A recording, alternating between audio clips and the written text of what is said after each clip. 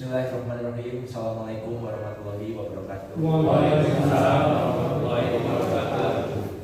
Terima kasih atas perhatiannya Bapak-bapak. Tetapi sebelum kita mulai, mari kita jargon terlebih dahulu. Semangat pagi. Pagi. PTPN Tumbuh juara waktu penting. Terima kasih sekali lagi kami sampaikan. Perkenalkan, saya Farka Karyawani Winarno, Asisten SDM dan Umum Kebun Cisaruni, yang pada hari ini akan menyampaikan materi sadari atau sadar budaya risiko yang bertema membangun budaya risiko untuk meningkatkan kinerja dan ketahanan bisnis. Materi ini disusun oleh Bapak Sukabasuki ST, Masinis Kepala Teknik dan Pengolahan Unit Padang Melawi PTPN 1. Saat ini, dunia perkebunan menghadapi berbagai tantangan yang semakin kompleks, mulai dari perubahan iklim, fluktuasi harga komoditas, gangguan operasional, perubahan regulasi, serta tuntutan mutu pelanggan, hingga perkembangan teknologi dan penerapan SSG. Semua kondisi tersebut mengandung resiko yang dapat mempengaruhi pencapaian tujuan perusahaan apabila tidak dikelola dengan baik. Perlu kita pahami bahwa resiko bukan selalu tentang kerugian. Risiko adalah ketidakpastian yang dapat memberikan dampak terhadap tujuan perusahaan. Jika dikelola dengan baik, risiko justru dapat menjadi peluang untuk menciptakan nilai atau value creation. Sebaliknya, jika diabaikan, risiko dapat menimbulkan kerugian yang lebih besar atau value loss. Karena itu, risiko bukan untuk dihindari, tapi harus dipahami dan dikelola secara tepat. Lalu, apa yang dimaksud dengan budaya sadari atau budaya sadar risiko?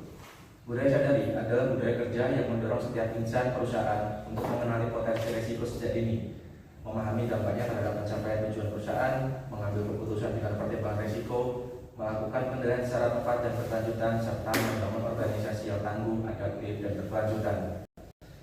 Dengan budaya risiko yang baik, kita tidak lagi bekerja secara reaktif atau menunggu masalah terjadi. Sebaliknya, kita mampu mengenali risiko lebih awal, mengambil keputusan yang lebih tepat, melakukan pengendalian yang lebih efektif, serta menjaga stabilitas kinerja, dan terus melakukan perbaikan secara berkelanjutan. Untuk mewujudkan budaya tersebut, ada 5 prinsip utama yang perlu kita terapkan. Yang pertama adalah proaktif, yaitu mengenali potensi risiko sebelum menjadi masalah. Yang kedua terbuka, artinya berani melaporkan setiap penyimpangan tanpa menunggu masalah menjadi besar. Yang ketiga, bertanggung jawab, bahwa setiap individu memiliki tanggung jawab terhadap risiko di area kerjanya. Dan yang keempat adalah kolaboratif, karena pengolahan risiko bukan hanya tugas satu bagian saja, tetapi membutuhkan kerjasama setiap fungsi. Dan yang kelima, perbaikan berkelanjutan, yaitu menjadikan setiap kejadian sebagai pembelajaran agar proses kerja semakin baik. Budaya risiko juga harus ditetapkan di seluruh rantai bisnis perusahaan, mulai dari pembelian, kegiatan kebun, transportasi, pengolahan, hingga distribusi. Di setiap tahapan tersebut selalu ada risiko yang perlu kita kenali dan dikendalikan sejak dini.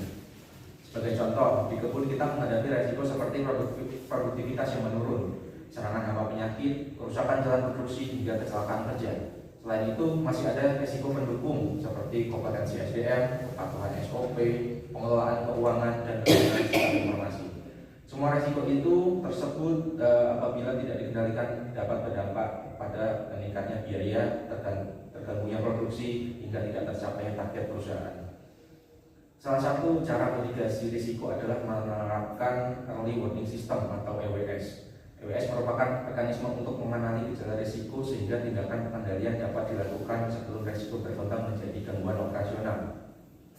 Prosesnya dimulai dari mengidentifikasi gejala, melakukan monitoring, memberikan peringatan, menindaklanjuti, hingga memastikan risiko tetap terkendali.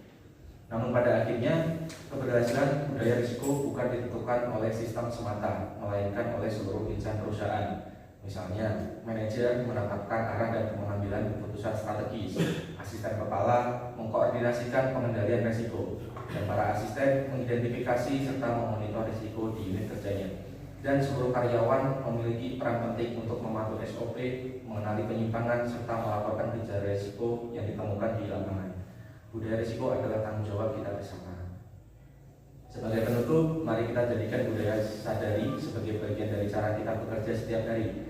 Dengan mengenali risiko lebih awal, berani melaporkan penyimpangan, dan mengambil tindakan yang tepat, kita tidak hanya melindungi perusahaan dari kerugian, tetapi juga berkontribusi dalam meningkatkan kinerja serta membangun perusahaan yang lebih tangguh dan berkelanjutan.